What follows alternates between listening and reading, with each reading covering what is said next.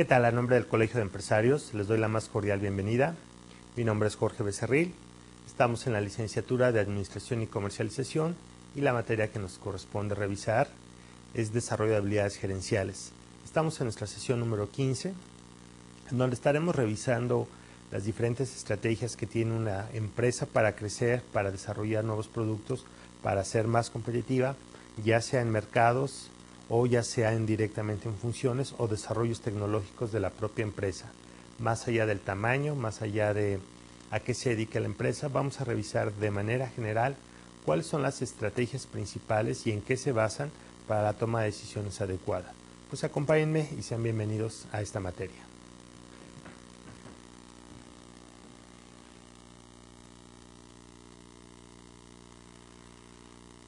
Durante la revisión de las estrategias que vamos a ver el día de hoy, debemos de entender, por un lado, cuál es la importancia del tipo de estrategias para cada uno de los diferentes esquemas que tiene una empresa en particular, más allá de su tamaño, más allá de lo que se dedique, como habíamos dicho.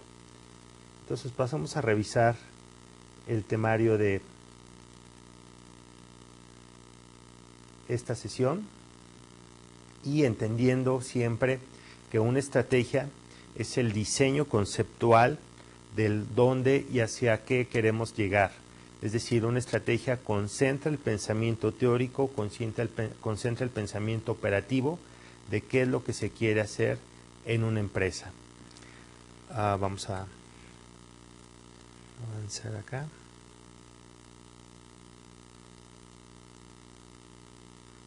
Muy bien. Entonces, dentro de del temario de esta sesión y la siguiente, que estaremos revisando con más detalle, destaca una cuestión muy importante, la toma de decisiones a nivel dirección.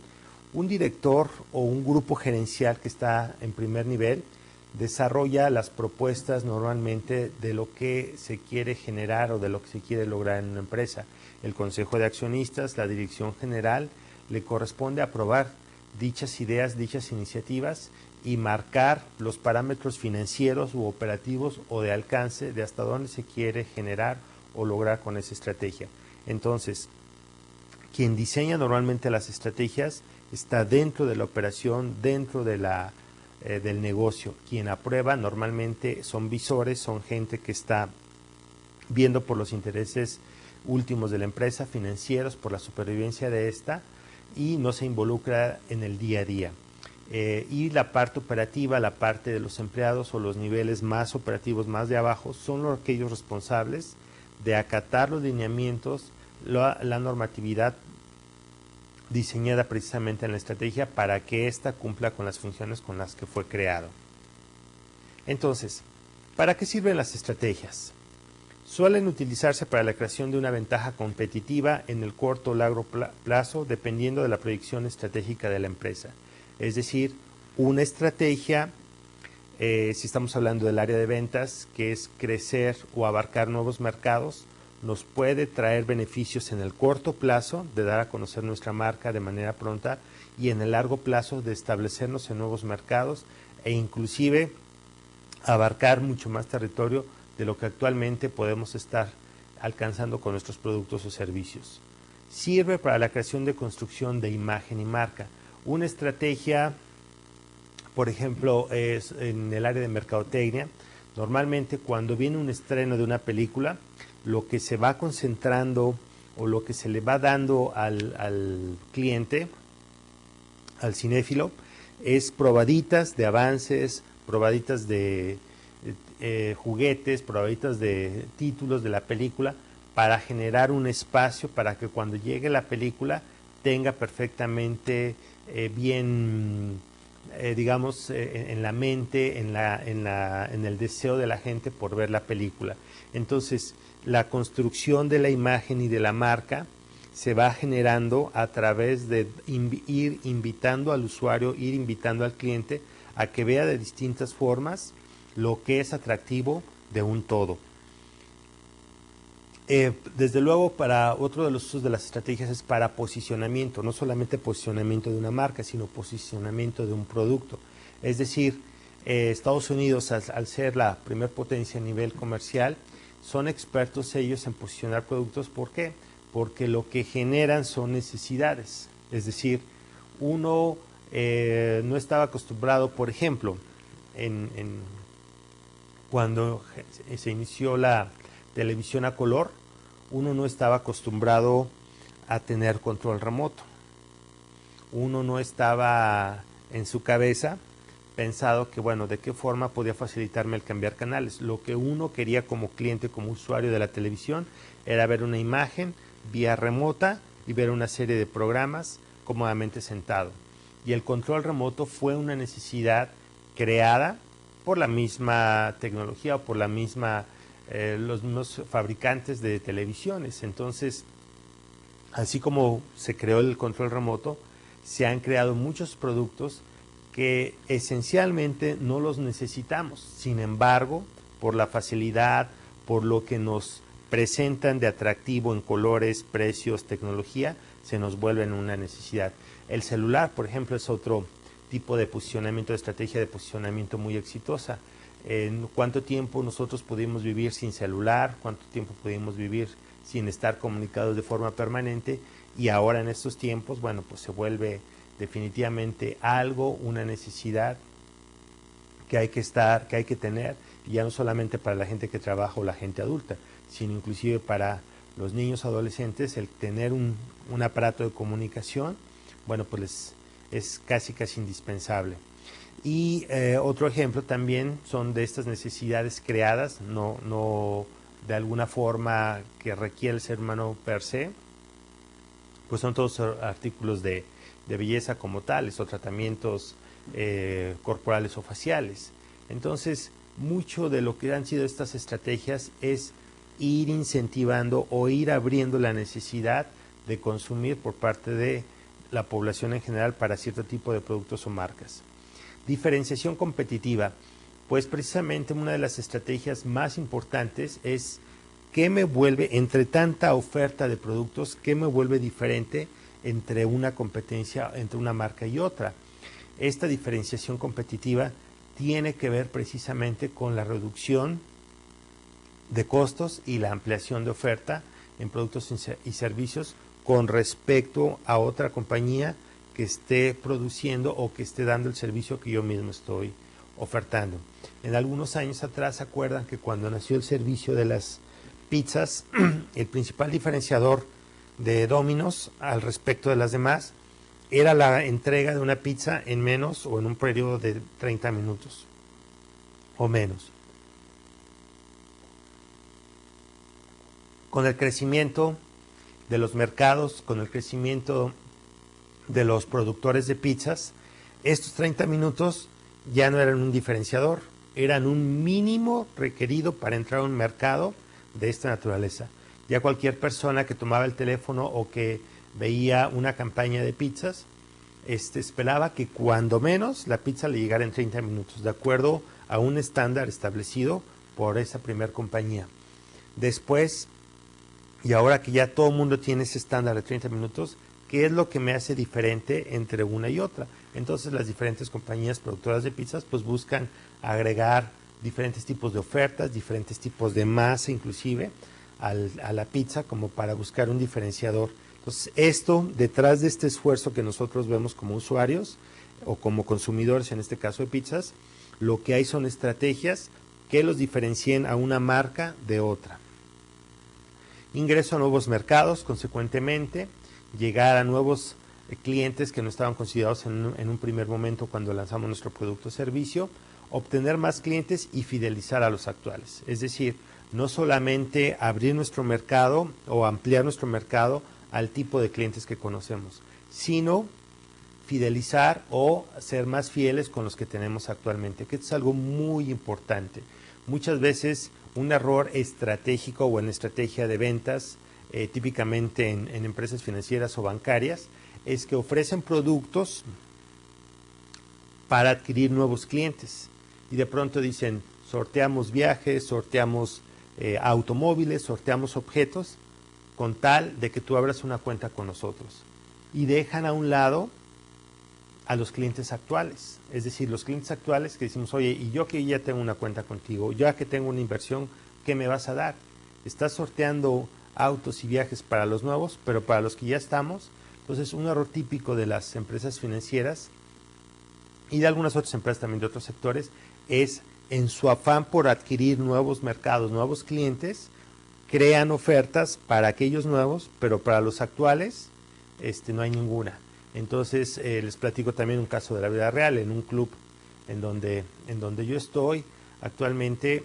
Los servicios, por ejemplo, que da el área de ventas para adquirir nuevos clientes en ciertos momentos del año son promociones.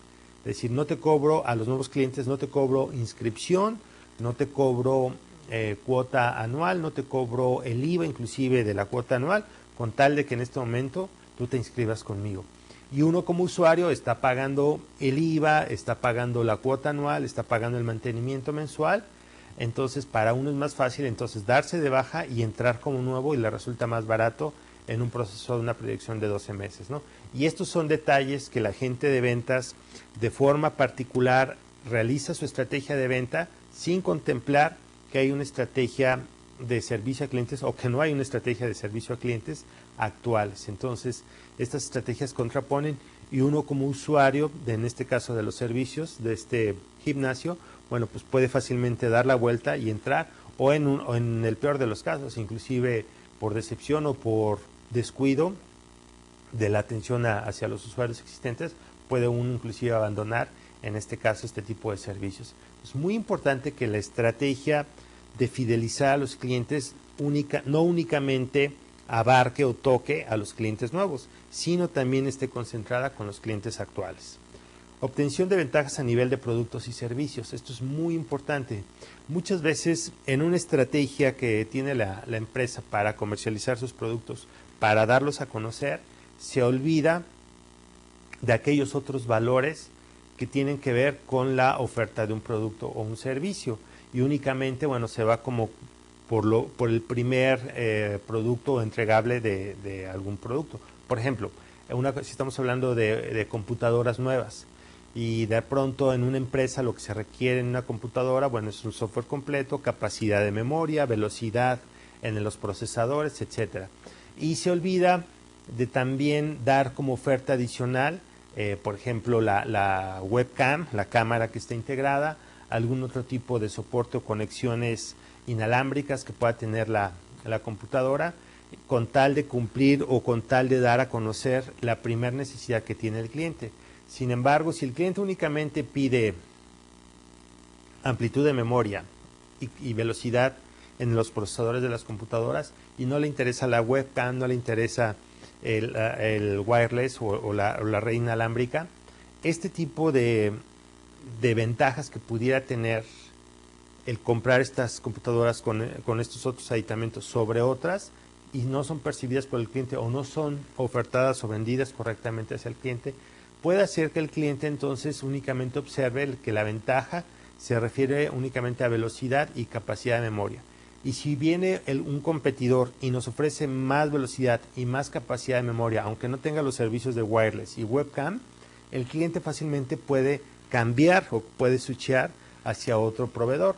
Nosotros, en una estrategia de ventas correcta, debe de incluirse aquellos otros factores que le pueden dar valor agregado al cliente y que en un primer momento el propio cliente no ve, como en este caso la webcam y el wireless. Entonces es muy importante que dentro de una estrategia comercial, la obtención de ventajas a nivel de productos y servicios abarque no solamente lo que en un primer momento el cliente está percibiendo o está requiriendo, sino además los otros valores agregados para que el cliente, cuando pudiera tener dudas o pudiera querer cambiar hacia otro proveedor, bueno, voltee que la oferta que le estamos dando en un producto o un servicio es de forma integral.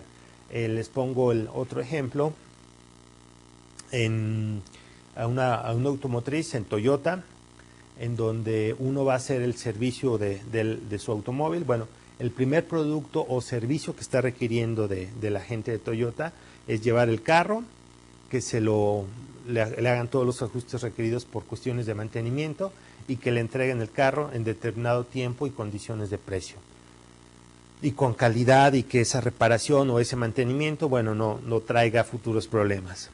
Más allá de esto, la gente de Toyota lo que está haciendo es que una vez que uno lleva su auto a una concesionaria, a un servicio de mantenimiento, no solamente le reciben el carro de manera pronta, no solamente hay un presupuesto rápido y hay un tiempo de respuesta corto comparado con otras automotrices, sino que además en muchas concesionarias lo que a uno le ofrecen es la posibilidad de que mientras el auto esté siendo reparado o dándole el mantenimiento,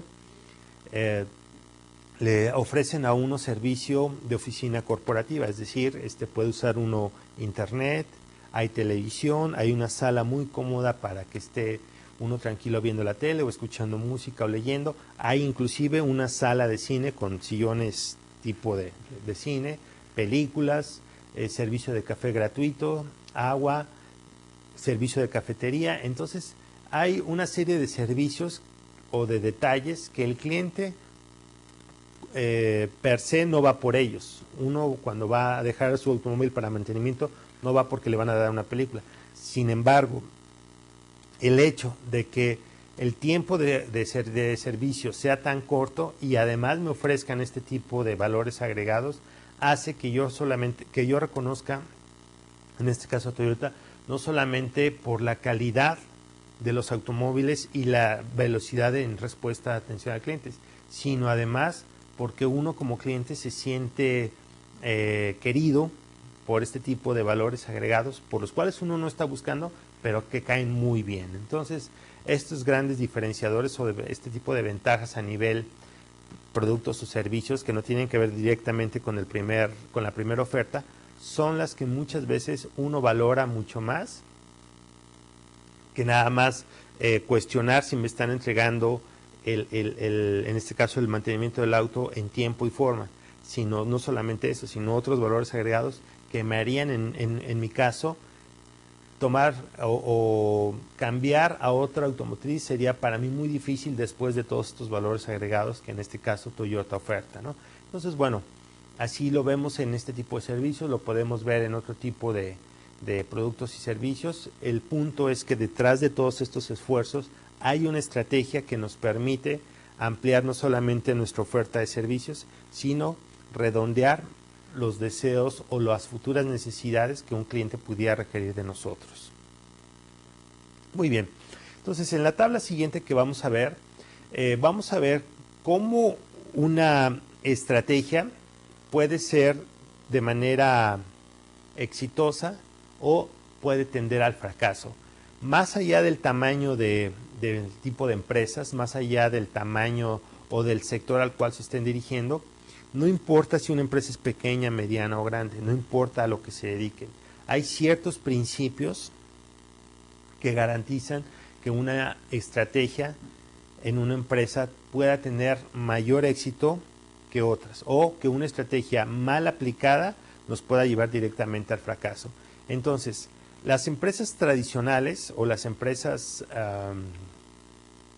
digamos, con un tipo de lectura de mercado a la antigua o con prácticas muy tradicionales, muy rígidas, muy controladoras, tienden a ver el mercado, las estrategias en el mercado, como las reglas y condiciones son inalterables en un mercado. Es decir, los eventos, los sucesos que ocurren en una sociedad dentro del ámbito económico son inalterables.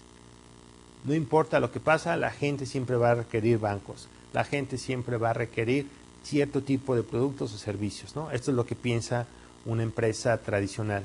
Una empresa moderna es posible modificar las condiciones del sector. Es decir, pues quién sabe, porque a la velocidad y con los alcances tecnológicos, de pronto la gente no va a necesitar bancos. De pronto lo que la gente va a requerir va a ser kioscos en donde existan computadoras o donde existan conexiones en donde se pueda hacer todos los movimientos bancarios desde mi casa o en algún sitio en donde haya esta facilidad de computadoras, y el manejo de efectivo y pagos de pronto va a dejar de existir, como esa ha sido la tendencia. La banca electrónica actualmente está teniendo un posicionamiento muy interesante y estos grandes movimientos de efectivo en donde uno iba y cobraba grandes cantidades de dinero y se lo daban en efectivo, este tipo de movimientos ya casi no existen por seguridad, por lo impráctico que es y además por el ahorro de tiempo. Entonces, el sector financiero, el sector bancario cada vez se está acercando más este tipo de servicios, facilitar que el cliente esté tranquilo que en materia de seguridad, que en materia de rapidez, en materia de costo inclusive, le pueda resultar atractivo manejar todas sus operaciones bancarias a través de una computadora directamente en los sitios de internet, en las páginas. Entonces, una empresa tradicional podría defender hasta la muerte que los bancos nunca van a dejar de existir. Una empresa moderna va entonces no solamente a pensar qué es lo que podría pasar en el futuro en cuanto a ese tipo de servicios financieros, sino proveer ese tipo de tecnologías, acercar ese tipo de tecnologías. Entonces, la empresa tradicional defiende lo que ya conoce, lo que ya sabe que está funcionando de cierta forma, lo que ya tiene seguro, y la empresa moderna no solamente eso, sino además busca la forma de facilitar, de prever y de leer las futuras necesidades de un cliente. Otro ejemplo, hace, ¿qué les digo?, 25 años aproximadamente, por ahí de los años 80, los envases de vidrio eran casi el único medio para adquirir o para envasar refrescos o para envasar medicinas, en fin, muchos artículos. En el mercado específico de refrescos, pues era muy difícil que existieran otro tipo de envases diferentes al vidrio, ¿no? Y había envases tamaño familiar, envases pequeños, de diferentes capacidades, pero todos ellos de vidrio. Consecuentemente, y buscando precisamente que el cliente tuviera una facilidad para almacenar este tipo de refrescos, para cargarlos, para que fueran más prácticos en su consumo y en su traslado y en su costo además, diferentes proveedores empezaron a desarrollar algo que se le llama el PET. El PET, pues estos envases de plástico, ¿no? Además de las latas, que en aquel entonces, le estoy hablando de los 80s, casi no existían, o era muy difícil identificar o aceptar que un refresco estuviera envasado en una lata o en un envase de plástico.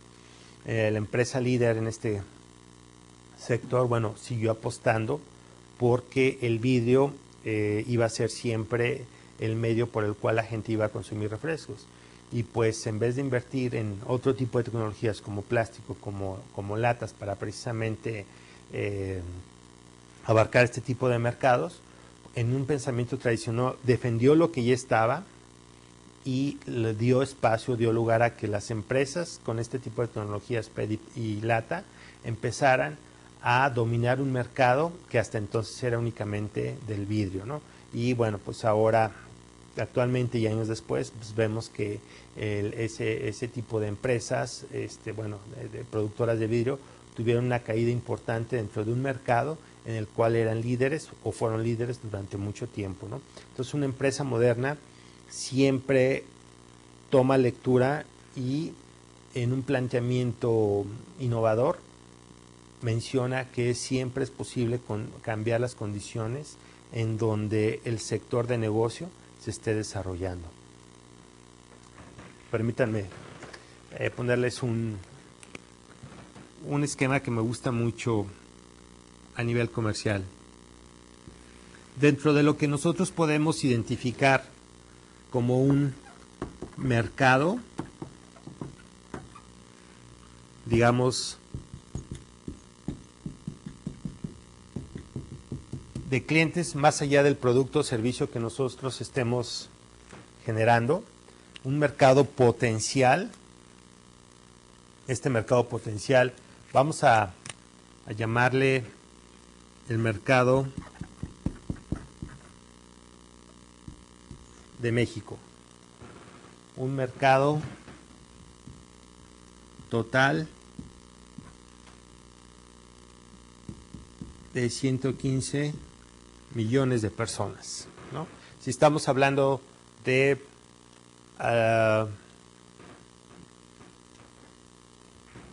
un mercado de agua embotellada, el agua embotellada la puede tomar desde un recién nacido hasta una persona de mayor edad. Entonces, nosotros en un primer momento, si no quisiéramos o estamos en el mercado de producción de aguas embotelladas, veríamos de qué estamos hablando en México. Estamos hablando de un potencial de consumo de 115 millones de personas, ¿no? O de clientes potenciales.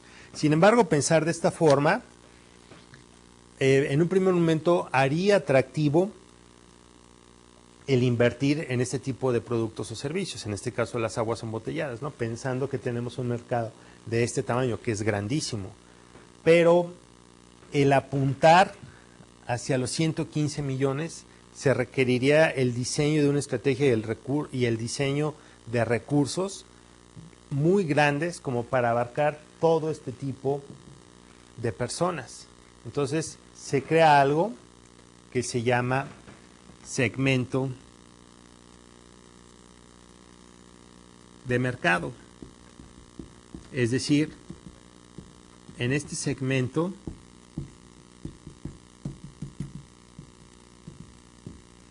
de mercado, lo que empezamos a revisar es a qué tipo,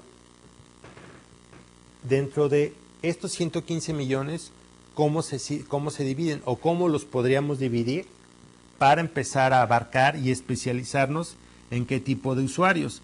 Y de pronto a lo mejor podemos decir, bueno, nuestro segmento de mercado, en el tipo de agua que queremos ofertar, está destinado a un sector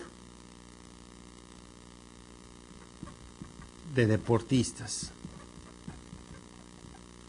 Gente que haga deporte, porque nuestra agua no solamente va a tener los beneficios del agua tradicional, sino que además va a traer electrolitos y va a traer diferentes componentes químicos que al deportista le permitan recuperar su energía de manera pronta. Entonces, este segmento de deportistas, en cuantificaciones, podemos identificar que de pronto estamos hablando de 25 millones de personas aproximadamente.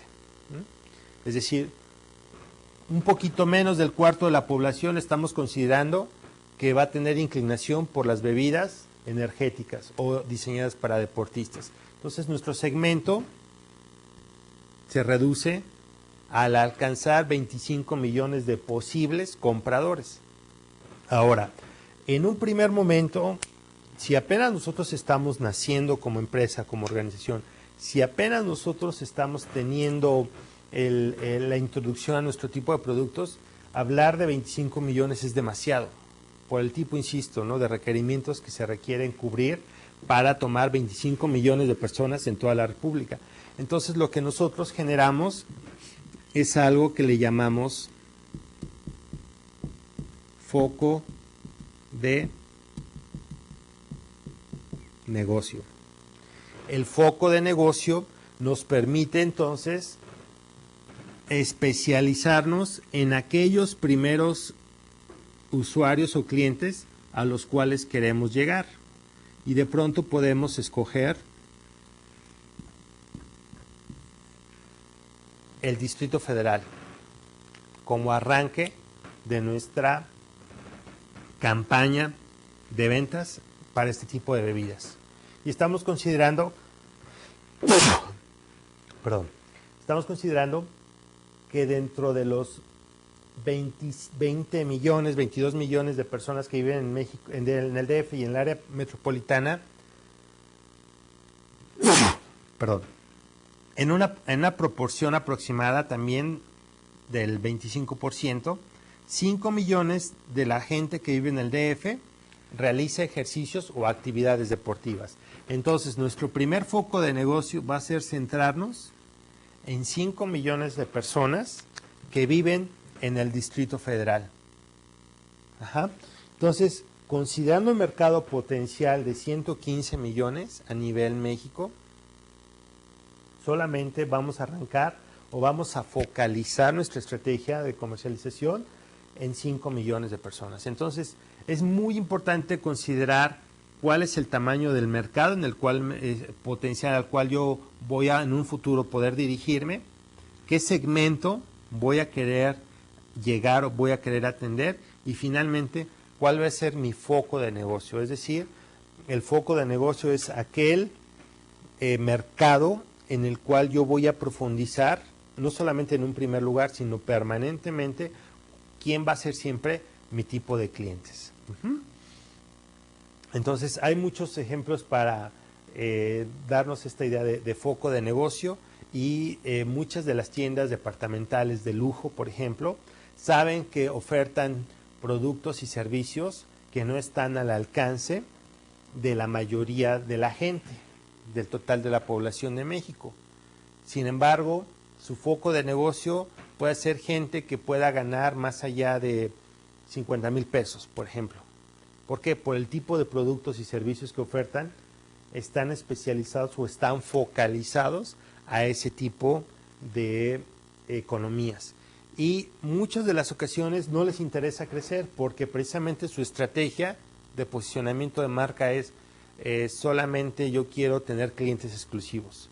Clientes que de pronto son pocos, pero me van a comprar mucho. Y esas estrategias de segmentar y mercados potenciales no están al alcance, porque resultaría muy caro poner muchísimas tiendas en toda la República para gente que en su mayoría no va a poder comprar productos en esa tienda. Y estoy hablando, por ejemplo, de empresas del prestigio como Saks, que en México únicamente, bueno, son pocas las que hay. No existen en toda la República, no hay un interés por crecer como tal, porque el hecho de crecer resultaría más caro crecer que estar que seguir con el tipo de foco de negocio en el que están, al cual están dirigidos. Muy bien. En las empresas tradicionales, en cuanto a los clientes, el incremento de clientes se basa por una buena segmentación y diversificación de la empresa en el mercado, ¿no? Esto es algo de lo que veíamos. Y en una empresa moderna, no solamente en este tipo de segmentación o foco de negocio, se centra en los aspectos claves de los clientes en común, de lo que sean. Es decir, una empresa tradicional podría estar segmentando deportistas en toda la República. Pues deportistas en toda la República, ¿qué implica? Implica que mis redes de distribución, en este caso del agua, tienen que ser muy amplias para llegar a 31 estados de la República Mexicana. Entonces, esta segmentación puede traer mayores problemas, porque si no tenemos una adecuada estructura financiera para el arranque de operaciones, el pensar a generar o el considerar invertir en redes de distribución a 31 estados de la República desde el centro de la capital puede resultar demasiado caro, a lo que una empresa moderna dice, bueno, yo lo que quiero es generar un posicionamiento de marca. Entonces, ¿en dónde este posicionamiento de marca me va a permitir a mí en un primer momento tener la habilidad de cumplir adecuadamente con un producto, una entrega de servicio en tiempo y calidad, y que yo no me pueda estar acarreando problemas financieros? Es decir, que esta entrega de productos y servicios sea lo suficientemente rentable para que me genere capital, para que en un futuro yo pueda llegar a los 31 estados. Entonces, la agrupación del foco y de lo que es común en un sector o en un foco de negocio me va a permitir en un futuro generar mayor alcance en el segmento al cual yo quiero llegar, e inclusive pensar en otras posibilidades, en otro tipo de bebidas que puedan llegar al otro mercado al cual yo en este momento no estoy considerando. Ventajas y capacidades. Una empresa tradicional, toda empresa debe aprovechar al máximo sus ventajas competitivas, ¿no? Y esto es como un discurso tradicional de empresarios, en donde destacan o quieren que lo único que se destaque sean sus ventajas competitivas, son sus cualidades de su propio producto.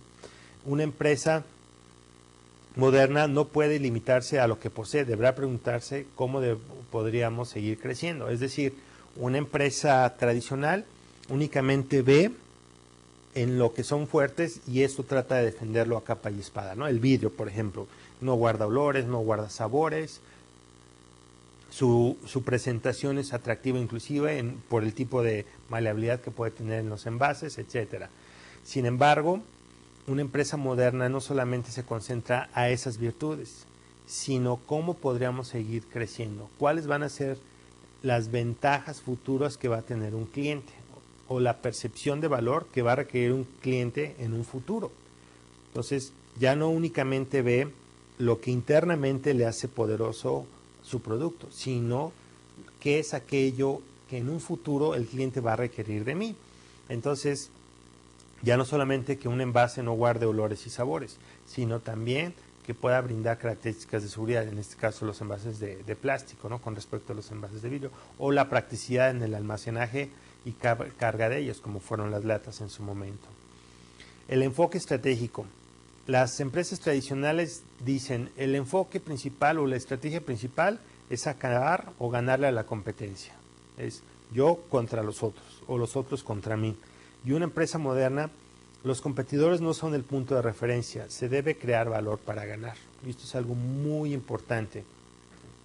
Si una empresa tradicional de pizzas está viendo que su competidor principal está entregando pizzas en menos de 30 minutos o en 30 minutos como regla y trata de ajustar todo su proceso de fabricación para que esos 30 minutos él los pueda cumplir en un primer momento o pueda reducir ese tiempo de entrega y únicamente basa su estrategia de diseño y de operación y de productividad en base a los 30 minutos, está invirtiendo recursos, energía en algo que quizá no le vaya a traer tanta utilidad como voltear a ver qué es lo que realmente quiere el cliente.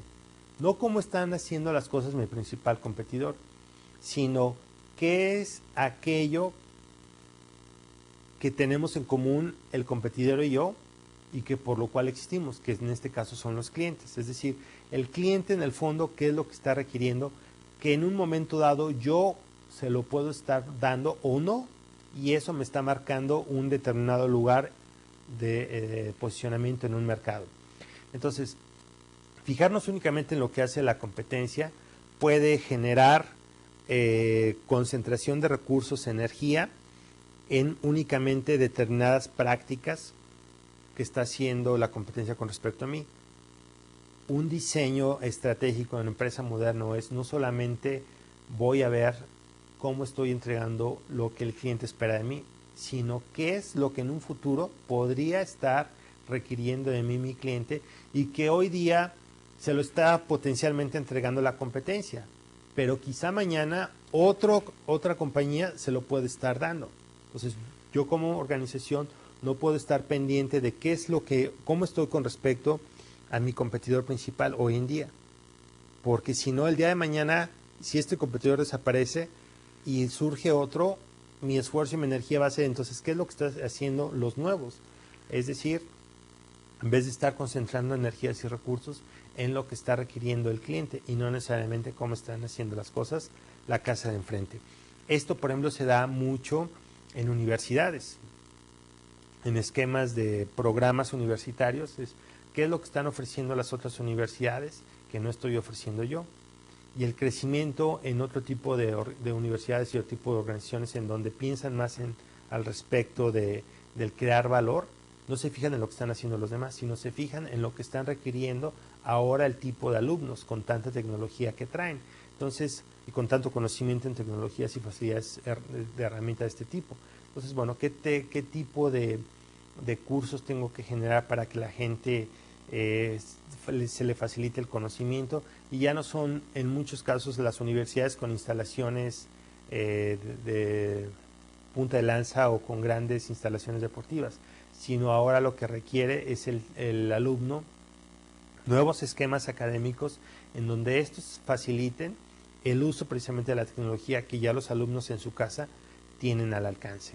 Entonces, los libros en red, las diferentes aplicaciones en wireless dentro de una salón de clases, pues ya son muy solicitadas por los propios usuarios, y una empresa o una universidad tradicional todavía podría buscar el saloncito, el pizarrón, el que no haya nada de tecnología, el que no se saquen ningún tipo de apoyos en la realización de exámenes, con tal de defender su esquema tradicional.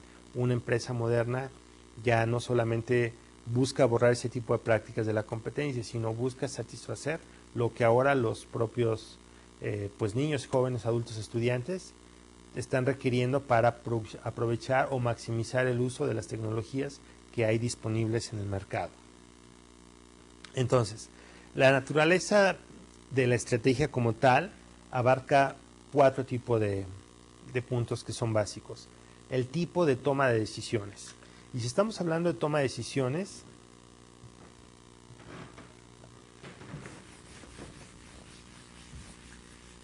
debemos de pensar claramente hacia dónde queremos dirigir y concentrar los esfuerzos y los recursos que tenemos en la ampliación de nuestro producto o servicio o en la realización de una nueva actividad dentro de la empresa. Entonces, en alguna ocasión platicábamos de este esquema. Si tenemos necesidad de contratar un guardaespaldas y el guardaespaldas A y el guardaespaldas B nos presentan, digamos, cuál es su historial de puntería. Y tenemos que el guardaespaldas A tiene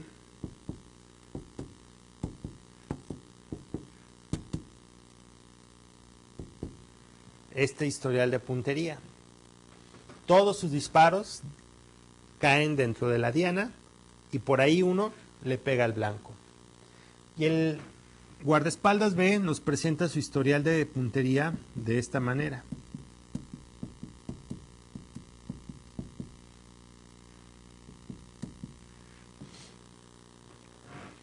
Todos dentro de la diana también, pero ninguno en el blanco.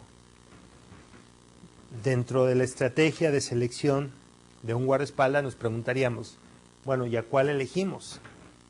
¿Al A o al B? Y de pronto los argumentos para escoger al A pudieran ser, bueno, el A tiene más puntería porque le pegó al centro, al objetivo. Uno, pero le pegó. Y tiene pues mayor alcance en diferentes puntos dentro de la diana. Y otros podrían decir, bueno, mira, yo escogería el B porque a pesar de que no le pegó dentro de la diana, al objetivo dentro de la diana, tiene más consistencia para acercarse más, a atinarle a lo que le apunta. Es decir, concentra más sus disparos en una sola zona. Y aquí está más presente el azar. La toma de decisiones, en este caso, se basaría en qué es lo que queremos o qué es lo que esperaríamos de un guardaespaldas. Lo que esperaríamos de un guardaespaldas sería que en un momento dado, bueno, primero que no llegara nunca a utilizar un arma, pero si la llegara a utilizar, que tuviéramos nosotros la tranquilidad o seguridad que el alcance de sus disparos fuera más consistente con respecto al objetivo y no que estuviera más al azar el alcance de sus disparos. Es decir, a lo que le quiera tirar, aquí sabemos que vamos a encontrar consistencia y aquí sabemos que va a ser mucho más aleatorio que le dé. Le puede dar, pero de forma mucho más aleatoria que la consistencia. Trabajar con él para que esta consistencia baje de aquí a acá es mucho más fácil que decir, bueno, pues aquí en qué trabajo con él. Le digo que ajuste hacia abajo o arriba, a la izquierda o a la derecha. ¿Qué hago con él? Aquí lo que puedo hacer es trabajar para que esta estrategia de consistencia pueda llegar más a la diana. Ajá.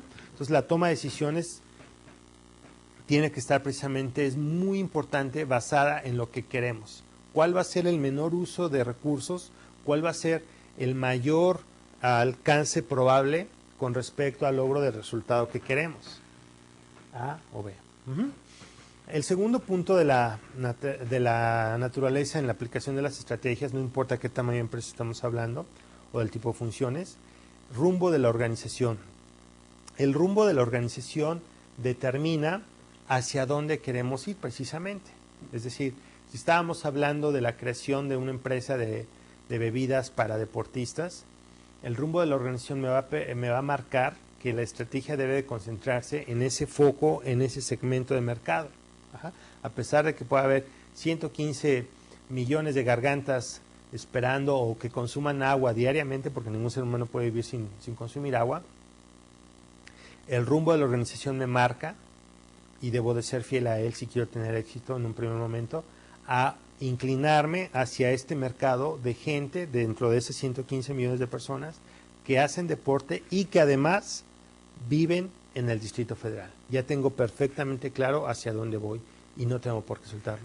Un gran error de muchas organizaciones, sobre todo nuevas, en el caso de, me tocó trabajar como consultor en muchas organizaciones que vendían equipo de cómputo, que en un momento dado, por querer vender más o por querer, en el boom de las computadoras que hubo en México hace como 15 años, con tal de querer vender y vender y vender, empezaron a ofertar computadoras, pequeños distribuidores, a empresas demasiado grandes, empresas que de pronto decían, ok, ya me convenciste que tienes la mejor computadora actual del mercado, quiero para mañana que me surtas 500. Y el distribuidor de apenas 10 o 15 personas en su negocio muy pequeñito, pues no tenía ni siquiera la capacidad financiera para poder ir con el fabricante y solicitarle 500 computadoras de un día a otro, de una semana a otra, ¿no? Y eso entonces no solamente era un problema, porque bueno, a lo mejor el fabricante le soltaba las 500 computadoras, el distribuidor iba y las depositaba a las 500 computadoras, pero el consumidor, la empresa grande decía, bueno, ya me las entregaste, ahora quiero que me las instales y quiero que además me des servicio postventa, es decir, que las instales, que les des mantenimiento, etcétera, ¿no? Entonces la capacidad de esta empresa pues no les daba para abarcar ese tipo de mercados. Por eso es muy importante focalizar a qué tipo de consumidores, qué tipo de clientes quiero para no arriesgar calidad y prestigio dentro de mucha organización. Muchas compañías, insisto, su ruptura o su quiebra viene por este tipo de acciones. Tratan de venderle a todo mundo el que quiera comprar y no a un segmento o no a un foco de negocio.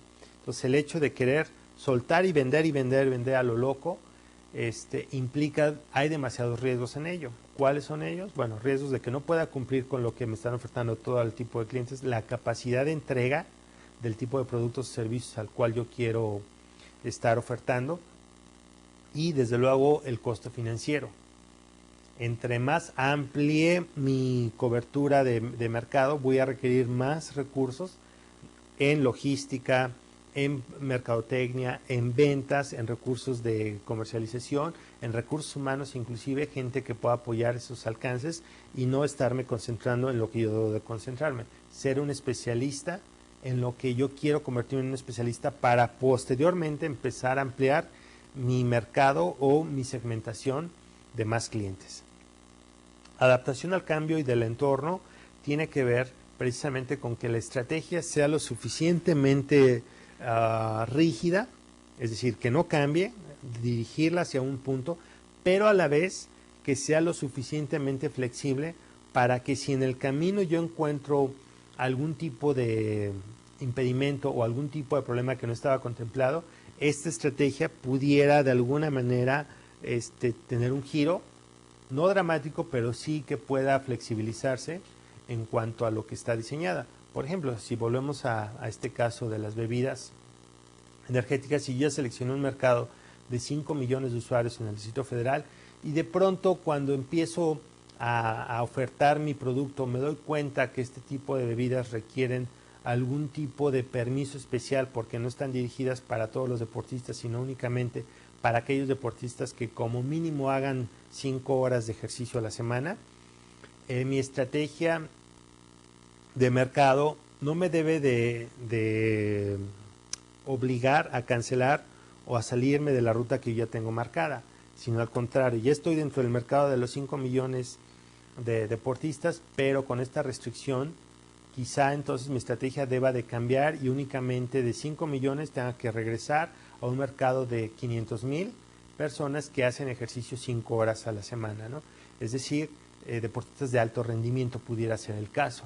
Entonces, yo sé que en un primer momento, por las características de mi producto o servicio, me obligó a segmentar, me obligó a focalizar, y ahora no solamente eso, sino que me obliga a marcar dentro de mi foco de negocio diferentes divisiones para que yo pueda entonces participar en un primer momento y con posteriores desarrollos o incentivando inclusive el que la gente haga más deporte, pueda yo entonces empezar a crecer. Entonces, esta adaptación al cambio debe de ser al cambio del entorno, tiene que ser lo suficientemente clara como para saber que no nos vamos a desviar del camino, pero también lo flexible para poder hacer cambios en el transcurso. Y algo que muchas personas, sobre todo que se dedican al diseño, en planeación, no solamente financiera, sino de mercados y en planeamiento estratégico, de pronto se pierde, y es algo que vamos a ver en la siguiente sesión más profundamente, el cumplimiento de metas y fines. Algo muy importante, que la estrategia lleve o tenga como finalidad el cumplimiento de una meta o de un fin exclusivo. Es decir, si yo estoy hablando de que voy a contratar a un guardaespaldas que tenga una consistencia determinada, mi estrategia de contratación no únicamente me va a marcar que yo quiera contratar a alguien con determinada consistencia en su puntería, sino que además en el corto plazo tenga como propósito fin que esta consistencia llegue al punto central de la diana. Entonces, es algo muy importante.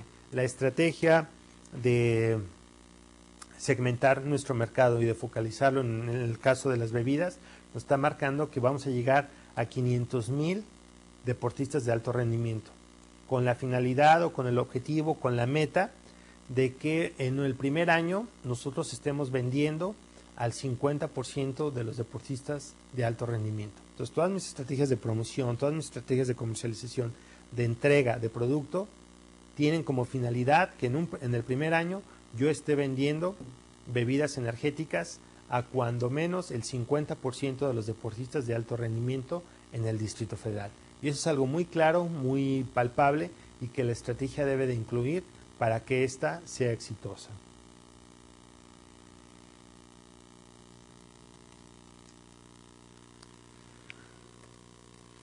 Muy bien.